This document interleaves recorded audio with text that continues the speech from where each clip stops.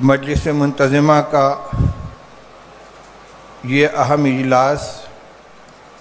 ایسے نازک وقت میں ہو رہا ہے جبکہ ملت اسلامیہ ہند بلکہ پورا ملک انتہائی نازک حالات سے گزر رہا ہے۔ اس ملک میں آزادی کے بعد ملت کے اوپر بہت نازک حالات آئے،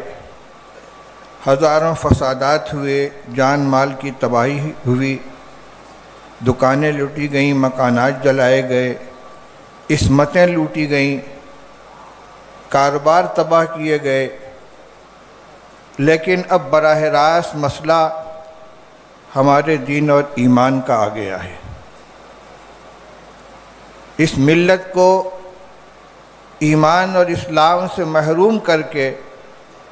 ارتداد کے راستے پر لے جانے کی منظم کوششیں ہو رہی ہیں اور ہر سطح پر ہو رہی ہیں۔ ہم نام لیتے ہیں فرقہ پرست تنظیموں کا، افسوس کی بات یہ ہے کہ اب حکومتیں، چاہے وہ صوبائی ہوں چاہے مرکزی، وہ بھی تعلیم کے نام پر اور کلچر اور ثقافت کے نام پر امت مسلمہ کے نوجوانوں اور بچوں کو ان کے مذہب سے منحرف کر کے، اسلام سے منحرف کر کے ارتداد کے راستے پر لے جانے کے لیے نہ صرف یہ کہ کوششیں کر رہے ہیں بلکہ جبر اور شدت کا راستہ اختیار کر رہے ہیں۔ مدارس میں، اسکولوں میں اس طرح کے قوانین نافذ کیے جا رہے ہیں کہ بچے اپنے ایمان سے محروم ہو جائیں۔ میرے بھائیوں، میرے دوستوں، میرے بزرگوں، جمعیت علماء ہند اللہ تعالیٰ کا اس ملت کے اوپر بہت بڑا احسان ہے، بہت قیمتی عطیہ ہے۔ ہم اپنے صرف بزرگوں کا اور اکابر کا حوالہ دینے پر اکتفا نہ کریں بلکہ آج کے حالات میں یہ سوچیں کہ ہمارے وہ اکابر اگر زندہ ہوتے تو کن جذبات اور کن قربانیوں کے ساتھ وہ میدان میں کھڑے ہوتے۔ آج ہمیں انہی جذبات کو اپنے ساتھ لے کر اور اس وقت جو ہمارے قائدین ہیں، ہمارے سربراہان ہیں، ہمارے اکابر ہیں، علماء ہیں، ان کے شانہ بشانہ کھڑے ہو کر اور نوجوانوں کی طاقت اور ان کی صلاحیتوں کو استعمال کر کے اس ملت کو اور اس ملک کو تباہی کے دہانے میں داخل ہونے سے روکنا ہے۔ یہ بات ہمارے سامنے بار بار آ رہی ہے کہ ہم صرف اپنی ملت ہی کے لیے نہیں بلکہ پورے ملک کے لیے، پورے ملک کے مستقبل کے لیے فکر مند ہیں، اور جس راستے پر